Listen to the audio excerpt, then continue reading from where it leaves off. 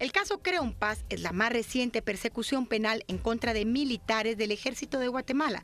De acuerdo con el Ministerio Público, 11 militares son responsables de la desaparición de 568 civiles en la antigua zona militar 21 de Alta Verapaz entre los años de 1981 y 1987.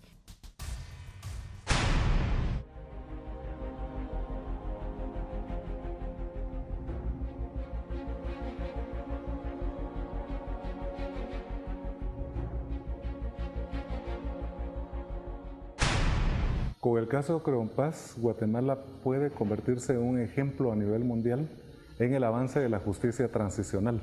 Es la primera vez que un caso de esta magnitud es llevado ante los tribunales de justicia y es la primera vez también en que más de 14 militares son capturados, son procesados y hay posibilidad de que se logre alcanzar la justicia en un crimen en el que al menos 565 personas perdieron la vida.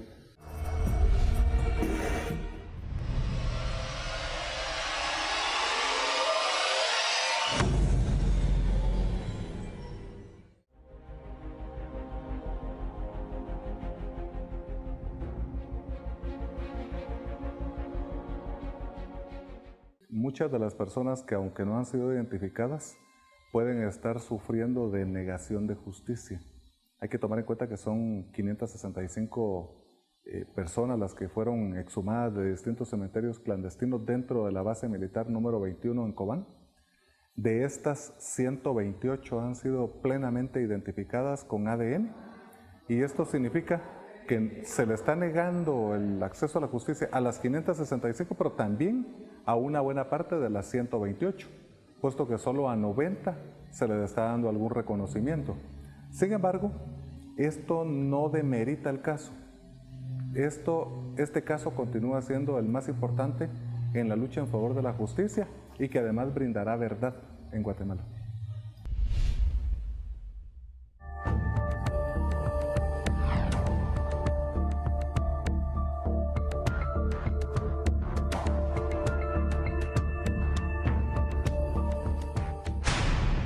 En los próximos meses deberán un grupo de 11 militares enfrentar la justicia por la desaparición de 90 personas durante el conflicto armado.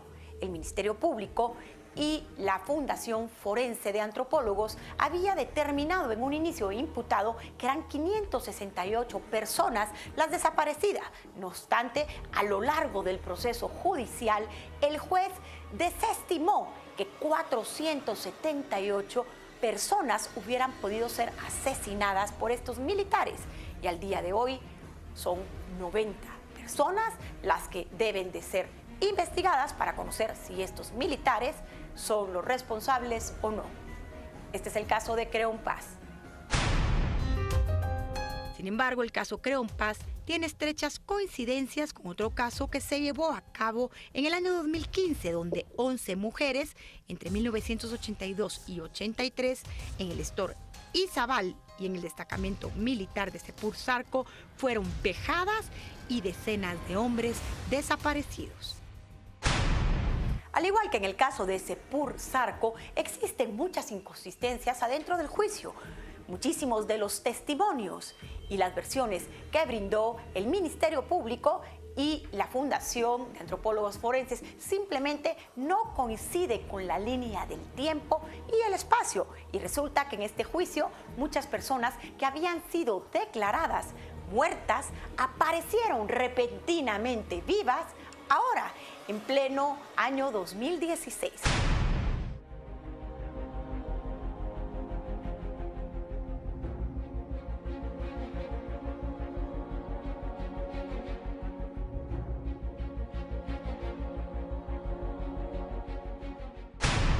Es una persona muy importante porque el Ministerio Público incluyó el nombre de él dentro de las personas desaparecidas y encontrado sus restos en el comando militar de la ciudad de Cobán, o sea, lo que se conoce como Creonpaz.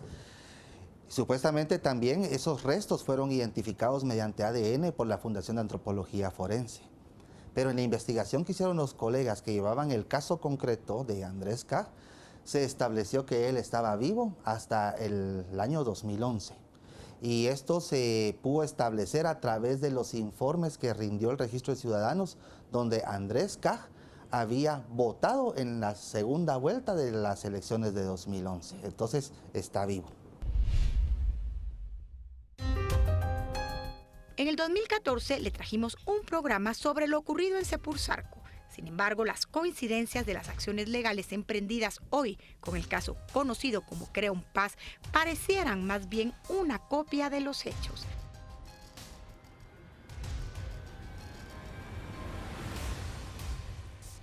Personas que presuntamente fallecieron aún siguen con vida. Testigos que tenían una edad de meses recuerdan con demasiada exactitud las caras, fechas y detalles de las vejaciones, e incluso quienes no saben leer aseguran haber visto documentos donde se mencionaban los nombres de los familiares desaparecidos. Yo realmente a fondo no conozco los detalles del caso Sepursarco. El grupo de apoyo mutuo no estuvo involucrado en ese caso. Yo lo que le puedo decir es que cuando una persona tenía un año, por ejemplo, en el momento en que ocurrió un hecho en el que perdió a su padre o a su madre, esa persona que ahora tiene, por ejemplo, 35 años, puede dar un testimonio de vida, un testimonio de lo que realmente ocurrió. No lo podemos descalificar porque tenía un año en ese momento. Él puede pasar ante un juez y explicar cómo perdió a su padre, cómo se enteró y los sufrimientos que tuvo a lo largo de toda su niñez, adolescencia y edad adulta por la ausencia de sus seres queridos. Eso se vale. No se puede descalificar a una persona en ese sentido. Lo que llama la atención es de que hay muchas contradicciones en las declaraciones testimoniales de los familiares de las víctimas. Tenemos casos ahí que hay uno muy relevante también, que este señor es de un caso que lo asocian al 4 de mayo de 1981. Sin embargo, otras personas dicen que no fue el 4 de mayo del 81, sino que fue el 4 de mayo del 82. También tuvimos un testigo, que está su declaración en acta ministerial, que él tenía, no recuerdo si 6 o 10 meses de edad cuando se dieron los hechos y él lo presenció todo, ¿verdad? Entonces, realmente son unas incongruencias que hay en las declaraciones de las víctimas. Hay víctimas que inclusive llegan al extremo de decir de que quien desapareció a sus familiares fue la guerrilla. Otros que dicen que no saben si fue la guerrilla o fue el ejército, o sea, no les consta. Y entonces, por esa razón, imagino que la juez, con muy buen criterio, con objetividad, pues decidió clausurar en algunos casos y en otros casos, pues sobreseyó, ¿verdad? Por esas incongruencias que hay dentro de las declaraciones testimoniales presentadas por el Ministerio Público.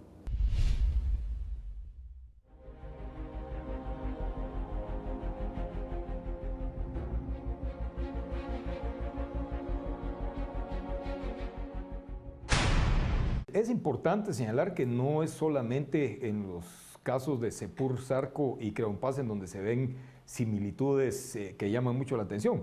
Se ven en todos los casos relacionados con el enfrentamiento armado interno en donde se están juzgando a militares, ¿verdad?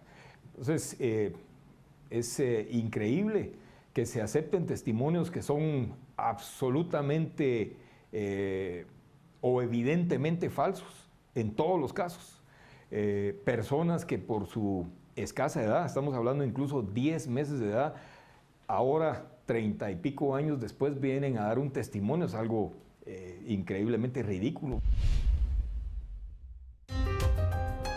La gran pregunta que queda por resolver es cómo se llega a establecer la cantidad de desapariciones que tiene cada uno de estos militares y sobre todo, cómo se sabe si los restos que allí están son de quien se dicen ser.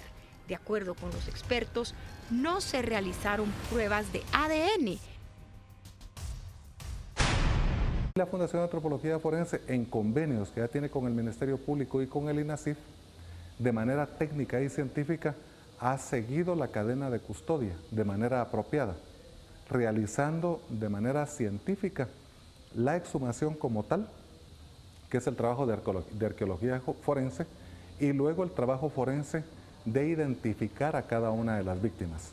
Si no se ha logrado identificar a través de ADN a las 565 víctimas, es simplemente porque continúan trabajando.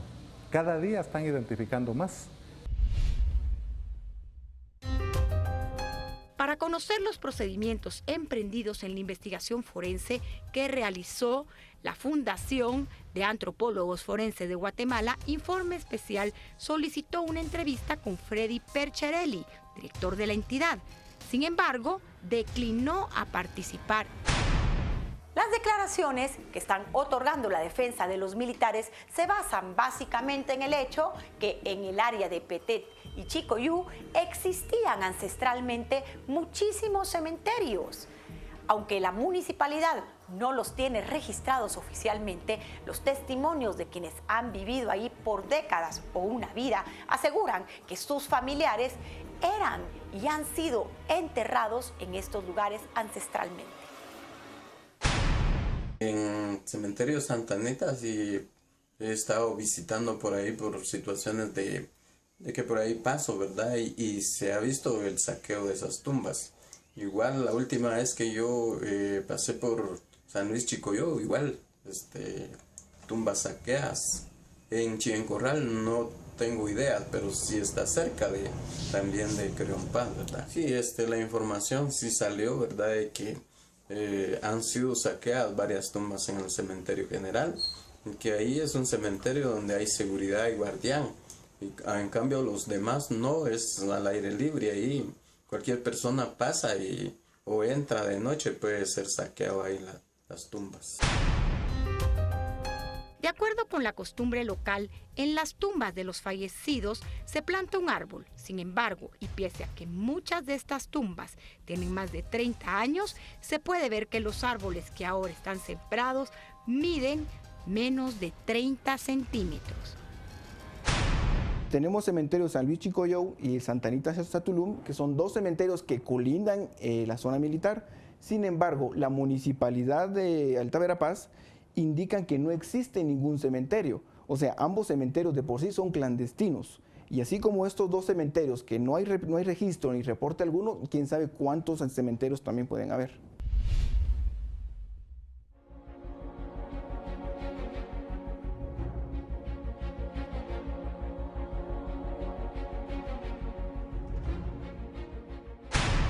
Dentro de las más de 20.000 piezas que conforman el acto conclusivo, no hay ni una sola declaración de algún testigo que se indique directamente a alguno de los ahora detenidos.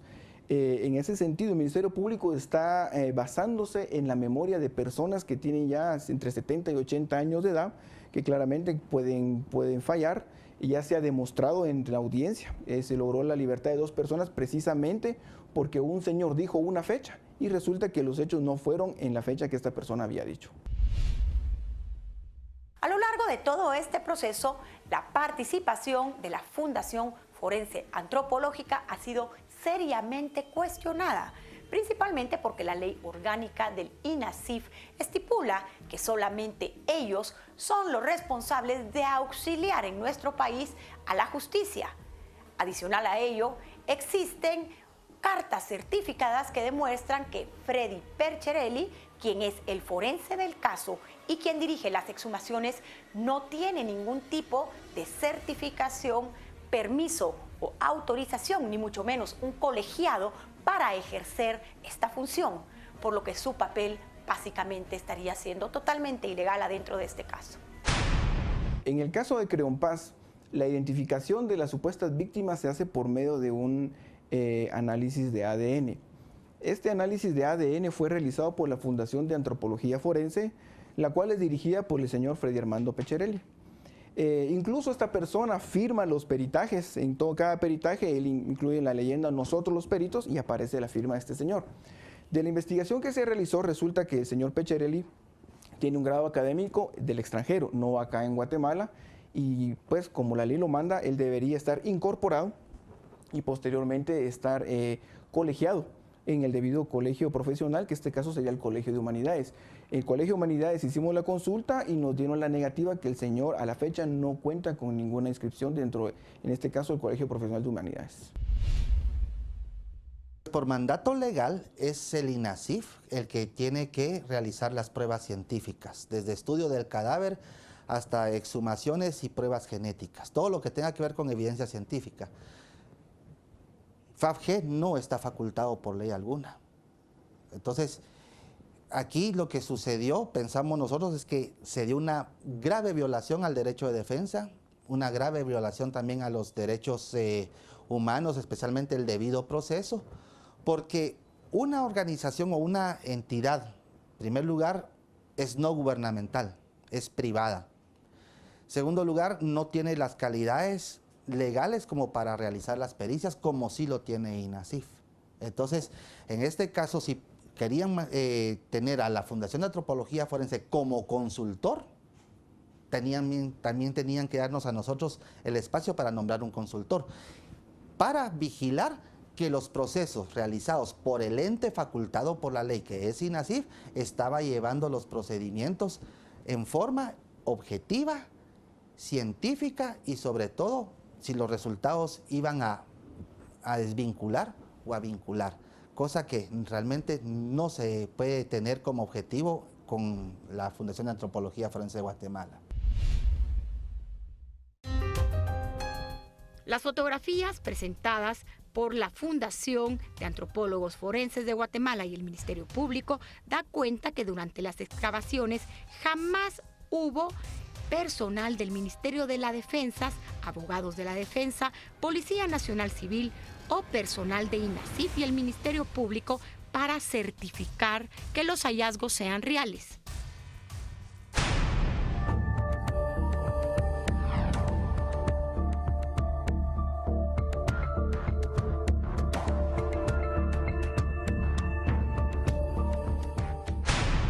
Ni la primera vez, ni la segunda, ni nunca. Siempre que llegaron a hacer las excavaciones, las hicieron de una manera desordenada, no cumplieron con los protocolos que exige la ciencia y la ley para ese tipo de actividad forense. Y a eso se debe que durante todo el proceso se hayan manipulado de una manera tan burda que nos extraña que las presenten como pruebas en un tribunal. El caso de Creo en Paz debería de servir para reconciliar a Guatemala, para sanar las viejas heridas del conflicto armado, para que víctimas y familiares encuentren el camino de la paz y reconciliación. Sin embargo, como hemos visto, este es un caso que vuelve a dividir y a segmentar a Guatemala en dos bandos. Cada uno de ellos dice tener la razón, pero ahora están enfrentados ante un juez que deberá dictaminar hacia dónde debemos caminar como país y hacia dónde debe de avanzar la justicia. Los tribunales tienen la última palabra. Evidentemente, aquí hay algo más que un tema ideológico, hay algo más que una venganza. Es un hecho notorio de que esto se ha convertido en un negocio. El tema del enfrentamiento armado interno se ha convertido no más y no menos que un negocio gigantesco. Vemos a gente como Helen Mack, por ejemplo, al frente de su fundación, que acaba de lograr una sentencia por parte de la Corte Interamericana de Derechos Humanos por lo que se conoce como el diario militar, una sentencia por 80 millones de quetzales que todos los guatemaltecos vamos a tener que sacar de nuestra bolsa, de nuestros impuestos, para pagarle a 26 supuestas víctimas. 80 millones de quetzales. Y la pregunta aquí es, de esa cantidad de dinero, ¿cuánto le va a quedar en la bolsa a Helen Mack, que es una de las principales promotoras de estos casos relacionados con el enfrentamiento armado interno? Entonces, lo que hay al final es un negocio, es un sucio negocio, un negocio corrupto hacia el cual la CICIG de Iván Velázquez no voltea a ver, porque tendría que voltear su cuello hacia la izquierda y hacia ese lado el señor Iván Velázquez no voltea a ver. A las denuncias de irregularidades en la cadena de custodio de las evidencias en el caso Creo en Paz se suma la presencia de ciudadanos extranjeros revisando y tomando nota de los expedientes que deberían de ser custodiados únicamente por el Ministerio Público. 36 años de conflicto armado. y más de 250.000 muertos son el saldo de una guerra entre guatemaltecos que al final solo dejó heridas abiertas que parece que ni siquiera la firma de la paz logró subsanar. El día de hoy se lleva a cabo el juicio conocido como Creo en Paz, donde 11 militares son acusados. Inicialmente, 568 personas habrían sido asesinadas o desaparecidas por parte de este grupo militar. Sin embargo, la jueza determinó que 478 casos estaban fuera del proceso porque no tenían evidencias y hoy se sigue la investigación por 90 desapariciones. Preguntamos a nuestros usuarios en las redes sociales qué opinan sobre este papel que muestra una debilidad adentro del Ministerio Público y sobre cómo estos conflictos o crímenes durante el conflicto armado están siendo llevados a cabo en los tribunales de justicia. ¿Ustedes están de acuerdo de la manera en que hoy día son tratados? Utilizamos el hashtag Creo en Paz, hashtag Informe Especial, y esto es lo que nos dicen. Rafael Rivera nos dice, me preocupan los testigos. Hubo uno que tenía 3 meses de edad cuando fue el evento. Otra cosa, si se descubre que los testimonios son falsos, no les procede jurídicamente ser llevado a un juicio, pero solo se ríen y no pasó nada. Baudillo Flores nos dice, muy mal parado queda el MP al haber aceptado tanta información falsa. Y James Rafael Montiel asegura, pues sí, y si hay culpables, hay que enviarlos a juicio, aunque tarde la justicia, y que no pase lo mismo que el caso Gerardi. Carol Moore, sí, la justicia ante todo. Y nuestra segunda pregunta en redes fue, ¿debería el Estado de Guatemala preparar juzgadores especializados en casos de desapariciones forzadas o de temas del conflicto armado? Y esto es lo que nos dicen. Imer Ortiz asegura, para corromperse, cada quien investiga lo que le genera ganancias o intereses. Ya se ha sabido que algunos investigadores son corruptos y hasta pertenecen a estructuras criminales. Pedro Lemke asegura, definitivamente no se debería desperdiciar los recursos en algo que ya se debe de olvidar. Leonor Anabela Alarcón dice, vivamos el aquí y el ahora. Ya se firmó la paz. Y nuestra última pregunta en redes fue, ¿qué cualidades debe de tener un juzgador que va a conocer crímenes o casos de lesa humanidad? Esto es lo que nos dicen en redes sociales, donde la participación fue muy activa. Conrado Tello asegura, lo único que debe de tener es objetividad e independencia, aparte un buen sentido común y capacidad para analizar adecuadamente las normas nacionales e internacionales relacionadas con los hechos que se va a juzgar. Judith García nos dicen, pero ¿cómo hace para que se le designen casos a Yasmín Barrios después del circo que montó con el caso Ríos Montt y la anulación del mismo? Está impresentable. Debería de ser declarada no apta por ser sesgada. Aleco asegura, cualquiera que respete el debido proceso y la presunción de inocencia. Los tribunales de justicia son un espacio de derecho y de ley. Intentar llevar a estos tribunales ideologías o diversas formas de pensamientos que nos separan no es sano, no conduce a la reconciliación en nuestro país. Y lo que hicimos en Informe Especial fue ir con los especialistas para conocer cuál es su punto de vista sobre la manera en que han sido abordados los juicios de lesa humanidad acá en Guatemala. Y esto es lo que nos dicen. Como testigo de las graves violaciones al debido proceso, yo digo de que sí está mal manejado desde cualquier ángulo y sobre todo no hay una técnica profesional y procesal que realmente sea objetiva. Definitivamente hemos establecido nosotros, teniendo ahí los miles de papeles que dieron, que realmente se fabricaron evidencias. Esto no es objetivo, esto no es real. Hay intereses económicos, muchos dicen que no, y es totalmente falso porque tenemos las sentencias de la Corte Interamericana de Derechos Humanos que demuestran todo lo contrario. Bueno, la importancia yo creo que está especialmente porque quienes promueven la impunidad y el odio en Guatemala se han dedicado a descalificar no necesariamente al caso, sino a quienes estamos en el caso. En tanto que quienes estamos involucrados en la búsqueda de la verdad y la justicia, en este caso llamado Creo en Paz, estamos involucrados en lograr construir un caso que implique que en Guatemala no se repitan nunca más esos hechos del pasado. Creo que este caso podría sentar un precedente. Guatemala merece reconciliación, no más enfrentamientos. Vimos en este programa cómo las redes sociales claman por encontrar la paz y el final de estos conflictos que están creando mucho más caos, resentimiento y odio en Guatemala. Nuestra apuesta en Informe Especial es por la verdadera búsqueda de la justicia, los procesos judiciales donde no exista ni manipulación ni mucho menos ideologías. Me puedes seguir en Informe Especial todas las semanas con las mejores investigaciones. Estoy en Twitter, Jereda, online, me puede encontrar en Facebook, Silvia Jereda, y todos los programas los puede ver cada semana en www.canalantigua.com.